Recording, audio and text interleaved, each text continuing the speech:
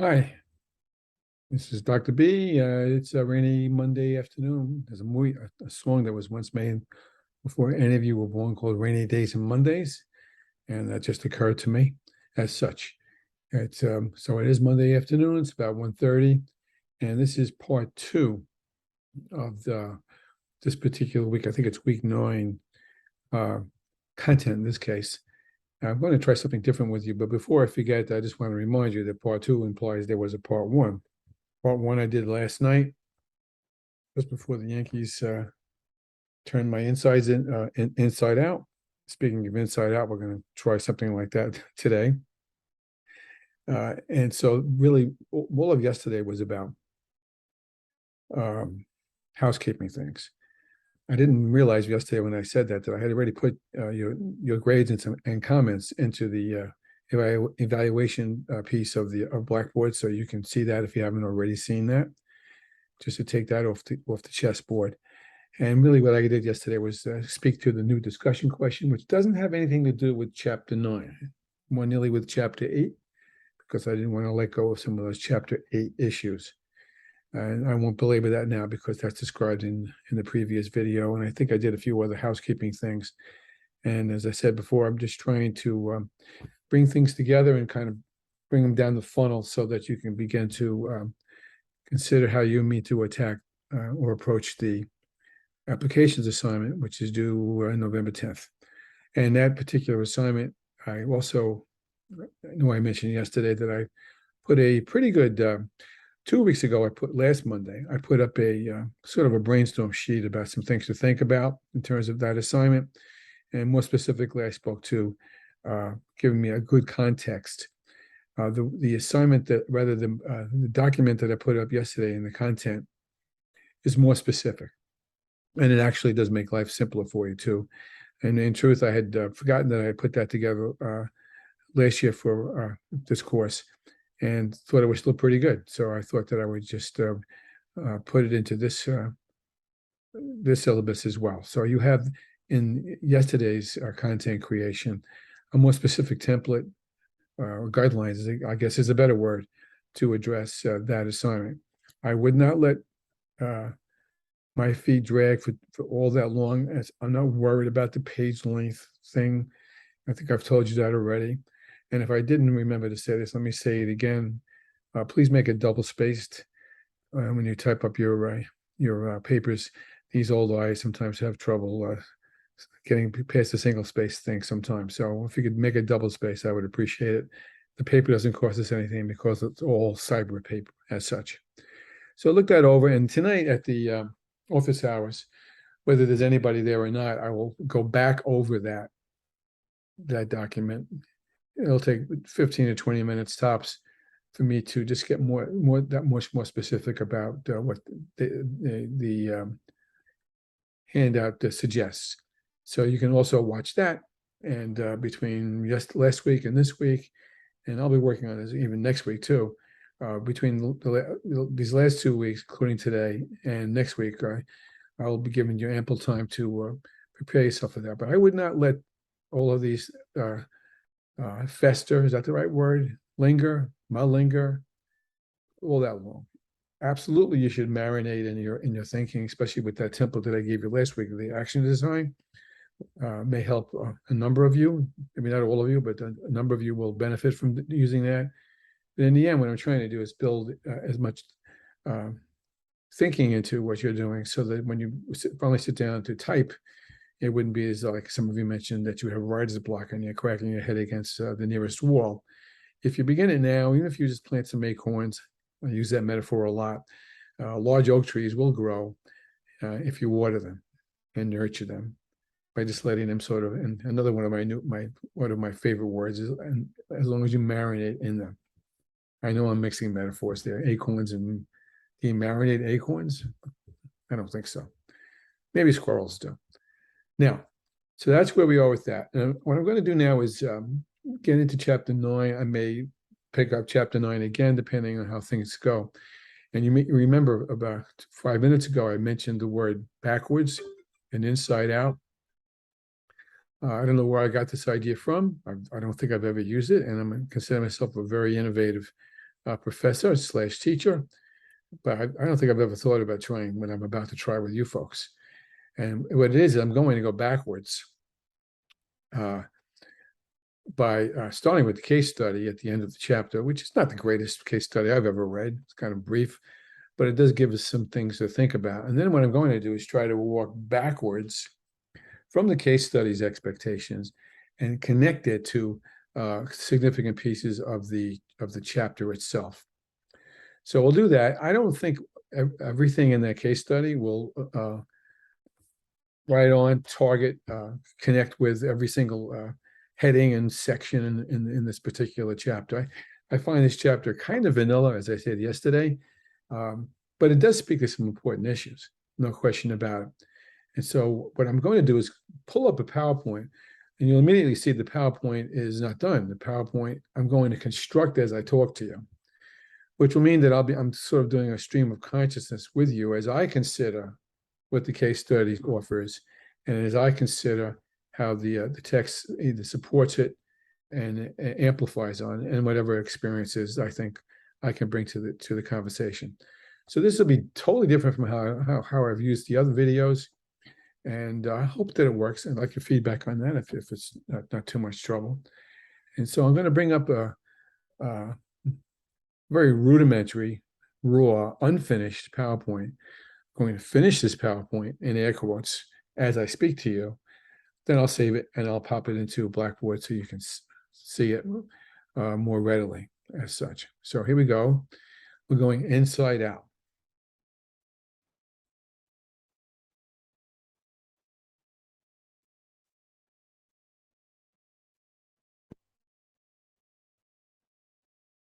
Okay, this is chapter 9. I'm calling it Inside Out Thinking about what this chapter speaks to, whose title is Employee Development and Career Management Goals. Now, as I read that, I said to myself, why would this suddenly shift gears from all of the other things they've been doing in terms of how to plan for a full-blown applications assignment over to this? And in a certain sense, I see this chapter as an extension of the whole with a W of what an HRM person does. HRM people, you know better than I, are responsible for more than creating training programs. That's other courses that you need to take to fill in those blanks. But I do want to make one very important point. I'm going to highlight it. And I don't know if you even remember that I spoke about Peter Senge way back in the beginning of when we first met each other, way back in the end of September, rather at the end of August. And we talked about Peter Senge and we talked about culture. Senge is not specific to culture. Senge is more specific to that premise that we use of the learning organization. And we made the distinction that the learning organization isn't not about a teaching or an organization that instructs. Learning organization is about an organization that continues to learn in order for it to continue to survive. And with that, we broke down the premise that Senge, an organizational theorist of the first order out of MIT Sloan School of Management, I should say,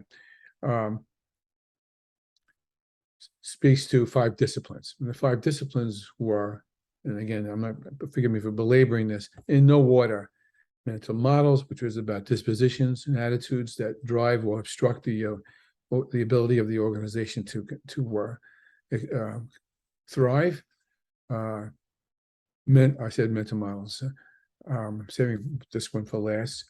Team learning, that is to say that an organization that encourages folks to work in groups and to collaborate and know how to collaborate are generally organizations in the 21st century more likely to continue and thrive. The third piece was, and again, in no order, to think systemically. Now, systemic thinking, in my view, is about futuring. And I still haven't quite gotten to where I want to get with that because I keep pushing it aside for some other things. But mind you, I will get to it. And I do know I've spoken to it on and off as recently as last night, I should say. So let's start from the top again. We have mental models. We have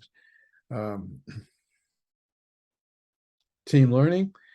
We have systems thinking. I'm sorry, we had group team learning. I already forgot what the second one was, so I'll probably repeat myself.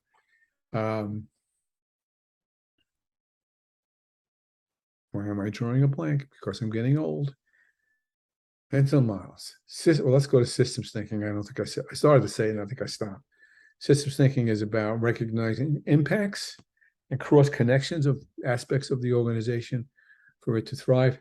In many senses, you as the HR manager are the centerpiece of this, in my view, because you cut across all those other issues clearly and have a lot to say about the success of those disciplines being positively embedded in the organization.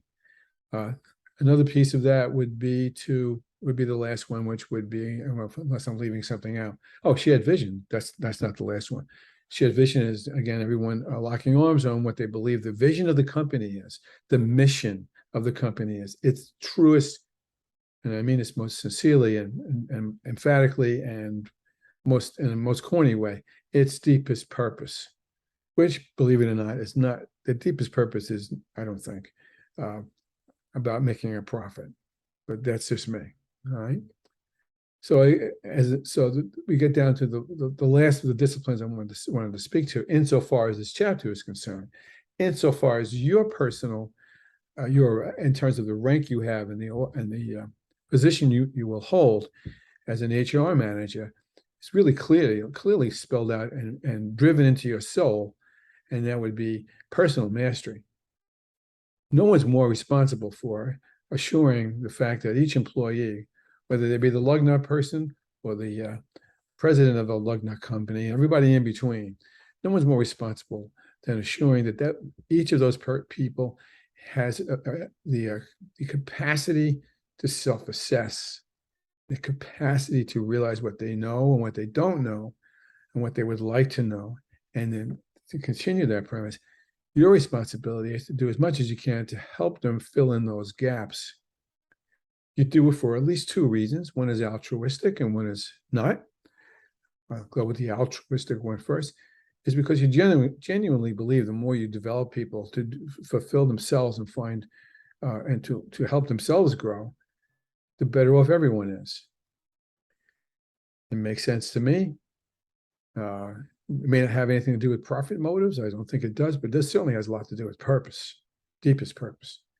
And the less altruistic point is that the more nearly you're able to help your people, your colleagues, your stakeholders, your employees fulfill themselves, the happier they're going to be, and the more likely they're going to contribute to the mission and the purpose of the organization. This is about you. This is about personal mastery. And going along with that, I don't have it on the PowerPoint. No, it doesn't hurt to put him down. I forget his first name. I want to say Niels, but I might be wrong. Nels. And that's Niels Bohr. No, yes, it is. Niels Bohr is a physicist. And Senge cites him because Bohr realized that Bohr was a very famous physicist in, I think, the early 20th century. The more nearly successful he was when he made room for reflection. When he sat down and just took his own soul pulse, his own feel for where he was, not only in terms of his scientific research and application, but also in terms of him. Bohr writes some really great pieces about that, about journaling and thinking things through.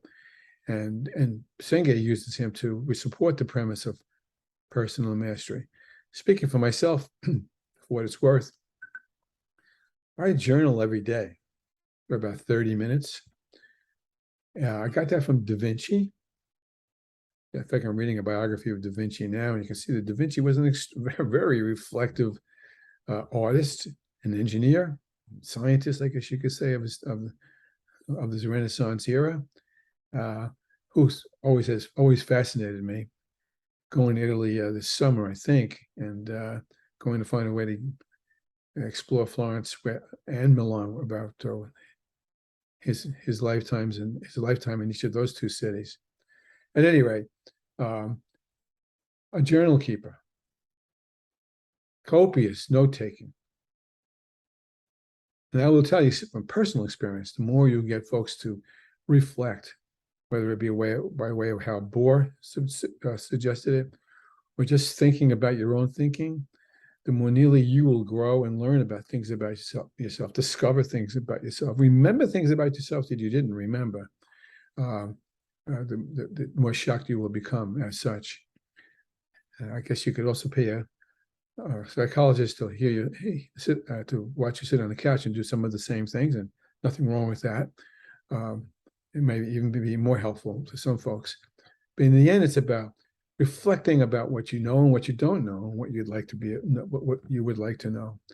And your job, perhaps I think, is the most important part of your job, is to nurture your folks to be able to self-assess their own strengths and weaknesses, and have you help them reduce the gaps between what they don't know and what they need to know. And you take it from there. So a lot of what this chapter to me is about personal mastery themes and strategies. So we go on to the next page. And here's where I started working inside out. And again, I'm not all that confident in what I'm about to try to do is going to work, but I'm going to give it my best shot. I took the goals from the first page in the chapter. I merely bulleted them and listed them. Then I highlighted some.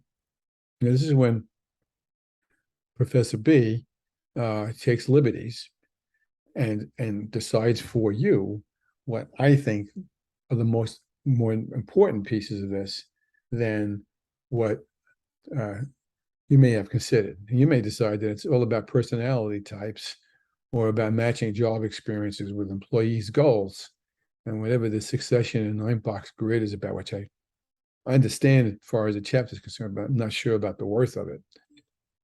In comparison to the ones I highlighted, in my mind, these are the ones that matter most that you want to accent, which doesn't mean I'm dismissing the other 1, 2, 3 of them, but I am saying they may not stand in priority compared to these other ones. I'm not sure which of the ones highlighted in yellow are the priority ones, but I think they take priority over the ones that are not highlighted. And so, forgive me for reading to you. The chapter speaks to steps in development and planning. That strikes me as pretty important. And the differentiating between what the employee's responsibilities are and what the employer's responsibilities may be, which goes back to what I just spoke about, goes back to who nurtures personal mastery, who supports personal mastery efforts, and how one gets to decide which things are necessary to engage in. Current trends, I don't know if this chapter does a great job at current trend. I think the previous chapter does a better job, quite frankly, in terms of the technology part. And I'm striving mightily to meet that as we speak here. And so those are the first 3 goals highlighted in yellow: steps in development, employee responsibilities, and current trends. Then we go to not highlighted ones, but still have some value, and that would be relating to personality types. I'm guessing that everyone at least has heard of Myers-Briggs, whether these various personality type assessments. If you're on any kind of social media, especially Facebook, maybe once a week, you're going to see something like, which animal are you? Which shoe are you? Which Disney character are you? And you answer pretty much some of the same questions. And then somehow it computes it and tells you that you're the left shoe with no shoelaces or whichever, or you're a Mickey Mouse, or you're what Myers-Briggs we may call, which is what I am actually, the rarest personality type, he said proudly, but with a question about whether he wonders whether he should be proud of it, is an INFP,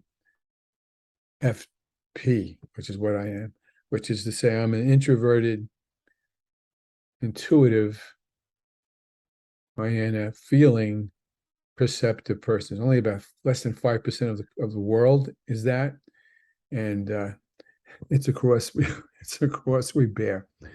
And if you're interested in learning more about those things, you will. And I'll give you a quick example of that because my wife is kind of mad at me about some things, and I'll tell you about that in a second. you can find just look up Myers-Briggs and you'll find the test online. And sometimes you have to pay for it. I wouldn't pay for it, but sometimes you'll find some variations of that and it'll sort of typecast you. I think for a time, maybe 20, 25 years ago, everybody took those tests. A lot of HR people administered those tests to their prospective employees. And it kind of reminds me of meeting people in a bar and saying, what's your sign? Oh, you're an Aquarian. Oh, you like to do X, Y, Z. And I'm a Taurus and I'm this, that, and the other thing. And we don't match up. See ya. And other times people will say, oh, I recognize you're an INFP and I leave you alone because you scare me. Here's a quick example of how that applies, at least in life, not necessarily in terms of this course. Being an INFP, and when I've taken these instruments, I come out big time N. N is intuitive. Its opposite is sensate. Sensate are people who like to do things in order, have a toolkit, everything lined up with all the screwdrivers in the right place and so forth. And I think I was telling you yesterday about how I'm waiting for a cesspool guy to come today because I guess I haven't done the right thing by the cesspool system because I don't do things like that. I just don't. Either I pay people to do it or it just goes bad on itself. I don't like to do sensate things. I just don't. So again, if you're interested in that, but at one point there was an emphasis, and it can't hurt you to know what, or at least guess what personality types are. I didn't get along with one of my bosses. Major League did not get along with this individual. He's a good person, but we were just north and south on mostly everything. And I always told him this. He didn't like it when I told him that he was highly sensate. Had no time for theoretical thinking, zero time for reflection, wasn't his thing. And so he just wanted to, check off lists of things that got done. And he's the only thing that kept him happy. So here I am, I want to talk about Einstein's theory of evolution. If you give me 3 seconds to talk about it. And it was oil and water in many ways. Connected to that is matching job experiences with employees' goals. That makes some sense to me. If someone's very sensate, is very mechanical, knows how to do those things in your company, has a need for those kinds of things. It's obviously hopeful that that same employee has those kinds of goals. And I don't want to demean anyone, but if the person has great sensate skills or mechanical skills, for want of a better term, and wants to be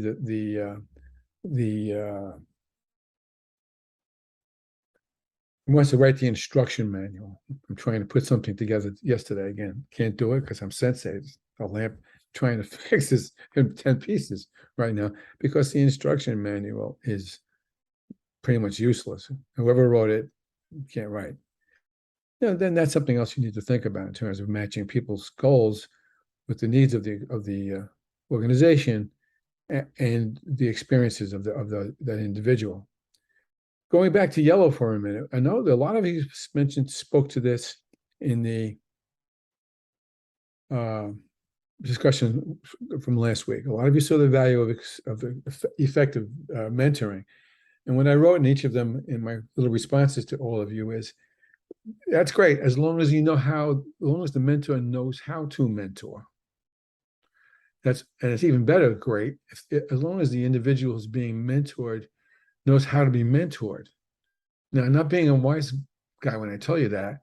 What I'm saying is you can't put somebody connect to somebody else who doesn't necessarily know how to work with other people to teach them things, or the opposite. It's not. I don't want to exaggerate, but it's like a good marriage, where the partners in a marriage or in a relationship complement each other, fit each other's needs, and there's got to be some of that. And if that doesn't exist, it's not a good mentoring a relationship unless you really have looked for a good mentoring model. And there are some great ones out there. There's American Mentoring Society. It's one it's a mentoring society for adults mentoring children. has some great guidelines, and you go from there. Back to succession planning and 9-box grid. I think you can hear the tone of my voice on this one, but I'll speak to it for a moment because it's got values. I was going to use this analogy later, but I'll use it now. Notwithstanding the fact that the Yankees lost miserably to the accursed Astros. It's clear to me that the Astros have a better organization than the Yankees do. It's clear to me that they developed the people whom they have on that field and in the dugout. They've nurtured them to be a part of a whole, to fit together, and have the skills they need to be more than just a hit home runs club. That's very clear. But the Yankees, they always have been lopsided in this approach, and they've been losing the prizes to that point, not only to the Astros but in previous years since 2009, to some extent for that very same reason. Have the Yankees developed some of their good own ball players? Yes, Aaron Judge is a great example of that, but it goes deeper than that. So how you recognize talent and how you nurture that talent, I keep using that word on purpose, has a lot to do with, in this day and age, with the success of an organization. I don't know if you noticed it or not, but I have. Just anecdotally, there's a lot of people who are, let me say jumping ship, but that's the wrong term. A lot of people who are taking advantage of a help-wanted mindset among many businesses, from restaurants and pizza places on up to major corporations. People are moving around. Either they're looking for new ways to fulfill themselves, P.S. personal mastery, or because they get more lucrative situations where they go someplace else, where they free agents as such. And so a good succession plan, a good nurturing plan for talent certainly is warranted. And I think that case study we're going to talk to in a moment clearly recognizes that. If anything else, that's their bicep, that's their muscle. A lot of you also mentioned onboarding, but what you need to do to consider to make onboarding work. Understanding what you need to break people in and how the breaking in, the success of the breaking in, my word, is critical to the happiness of both the employee and of the employer, and contributes to the success of the whole with a W. And so that's why I highlighted that. I don't know if, enough said. Those are the goals. Now, what I'm going to try to do, I'm not sure how well I'm going to do this, but what I'm going to try to do is to back these goals, or rather back the case study into these goals. So what I did was this. I did this first. So go to this one. What I did was I made a 2-column PowerPoint slide rather than my usual 1 column. And I just took the goals and I just pasted them in there. And then I left the column. I'm going to go back and forth to in the next couple of minutes to identify the VI case study ideas back to these. So that when you read the chapter, perhaps you'll see some more connections than you might ordinarily be able to do. I'm not sure well, enough said. So now I go back up to that backwards, inside out instructional approach I'm trying out with you. And I'm using the case study at the very end of this chapter. It's very brief. And it was kind of interesting. I thought some of the other case studies in the other chapters, I thought about using in a different way, and then I decided against it. But this particular one, I think, speaks well to what we want to have happen. So the title was Using Developing Leaders at the VI Case Study to Align with the Chapter Goals. So let's make sure we have the principles down. And I'll spare you the responsibility for reading that list that I think it's on 366. I forget the page number. Again, I have my textbook online, so sometimes the page numbers don't match up. At any rate, what I did was I pulled the principles, the issues that characterize the VI company's efforts to meet the needs of its employers, or rather its employees, and then I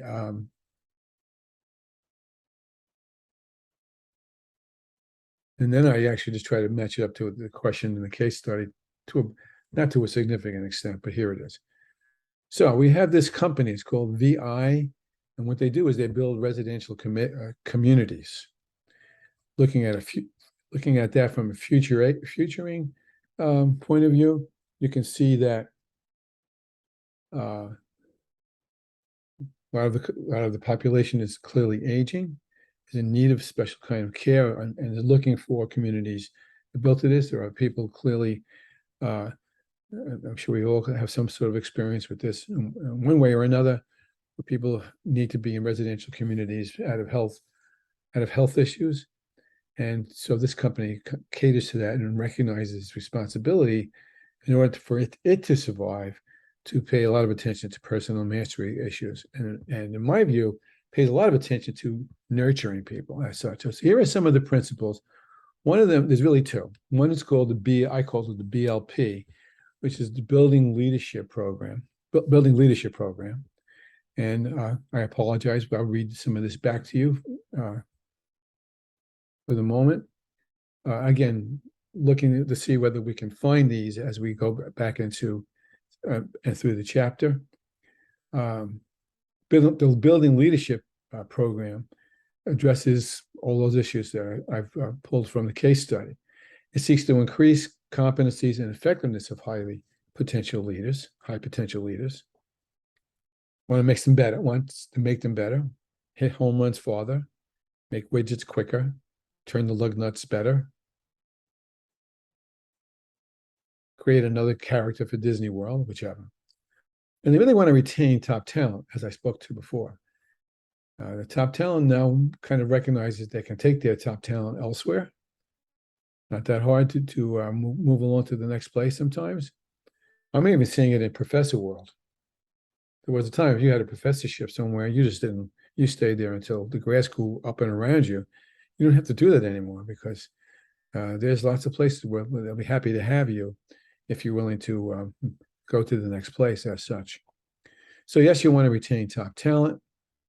And that's clearly a goal for the BLP program at VI, and as well as to promote their engagement and commitment to VI. I'm guessing considering the more I invest the mission into people, the more nearly those people are going to want to fulfill that mission. And this is a phrase I used to learn when I was a teenager, when I was working for my uncles at construction: make money for the boss. As such, an example of this, and I know I sometimes repeat myself, is the Disney company. It's changed a little bit from what I've been doing some reading and studying about, but if you manage to get a position in the Disney company, you can be cleaning up after the horses that walk along, that bring the wagons along Main Street. But if you stay at that position and they see that you've got talent, they will take you aside and move you up. They love to promote from within as much as they can, and to embed. I use that verb very strongly, emphatically, to the idea of creating great experiences for the people who come to their parks and watch their movies and all those things. So yes, they want to promote their engagement and commitment to VI, and they want to also build in the results of accountability. And again, it's a company, so that's necessary. It doesn't have to be a profit-making company, but it has to. You need to be able to always be accountable for the steps that one takes. And again, to come back to that premise of personal mastery and nurturing personal development, that's something that obviously they prioritize, and it amounts to a one-year program that involves, emphasizes those 5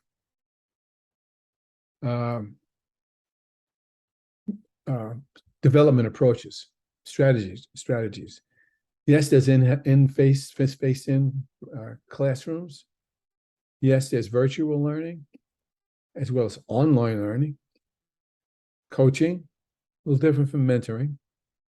Coaching is a little bit more one-sided, I think.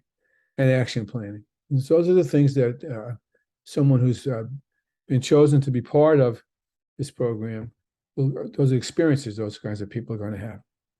Now, connected to that, they have another program too. And I'm not sure how they necessarily differentiate among it necessarily. And it's called the Management Development Program. Now, I think there's an interesting piece here. As I was studying and as I looked at it the second or third time last night, in between innings, and that would be future leaders among servers and housekeepers in newer careers. Just let that marinate for a moment. Good friend of mine is a superintendent in a school district, who introduced me to the superintendent who was going to succeed him. Turned out that the new superintendent, incoming superintendent, had been a custodian in one of the buildings.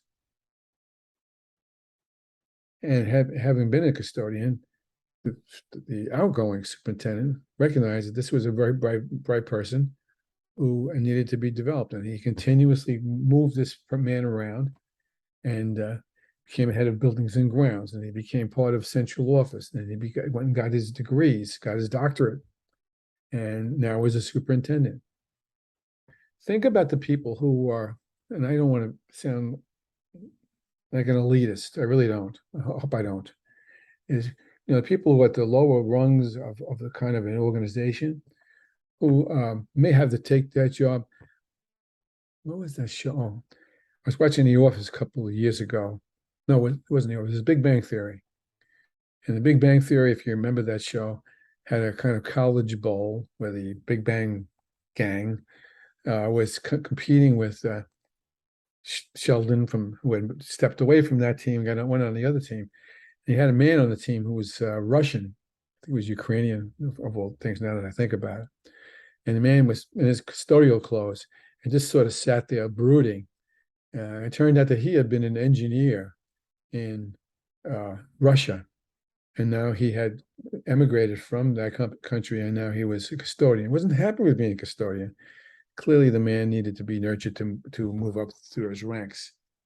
You probably know people like that who started at what we might call a hands-on blue-collar kind of position, who evidence good problem-solving abilities, articulation, customer relation strengths, whichever you want to look at, and take advantage of opportunities to move up the ladder. I think, it's fair to say, and I don't want to overgeneralize this, so many immigrants who come to this country back from when my grandparents were immigrants to the present immigration trends, who come here eager to move up the ladder, so to speak, and will take advantage of working hard and learning hard to be successful. Enough said. So with that in mind, I think that this particular program is admirable. And in this case, they're talking about finding the servers and the housekeepers in their organization, and helping them be trained to move into other careers within the organization, like engineering and administrative positions and so forth.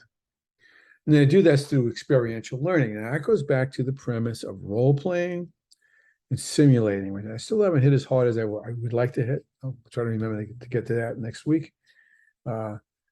Hands-on, active learning, processing, debriefing, try this, try that, what do you think? And mentoring. There's the mentoring word again, as well as the virtual words. So these folks are exposed to some of the same strategies that the BLP people are exposed to. And now the question then becomes is what other development, let's break that out and highlight that. What other development activities might VI want to develop its leaders? In other words, have they exhausted the whole list? Clearly the answer is no. But no, having done that, let's go back to the goals. And I'm going to comment. That's the wrong one. Go to. That's the wrong one. There we go. Now let's see if we can match up some of these premises, at least so that I can point them out to you as such.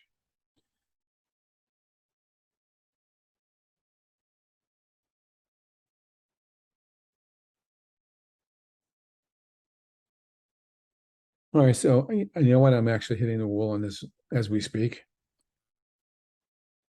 And I'm not happy with trying to talk on the fly with this. And I'm not going to do it because I feel like I'm tricking you by trying to do it any other way. So will there be a part three? Yes, there will be a part three to this. But I think we've got a good head on this. I could cheat you, and I'm not going to do that. Trick you, cheat you, take advantage of you by saying, okay, now you find where it fits in, where it is in the chapter. But that's not right. You have plenty of other things to do. So I'll do it for you, but I will do it tomorrow or Wednesday. We'll come back to that. But I think this is sufficient for now. We got a good head on this, and I'll come back and fill in this PowerPoint for you probably Wednesday, not tomorrow. And with that, I'm going to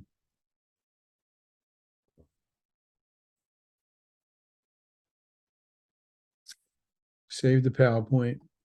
I'm not even going to put the PowerPoint up yet. I will put that up when I do the case study ideas on the other side. Enough said. And with that,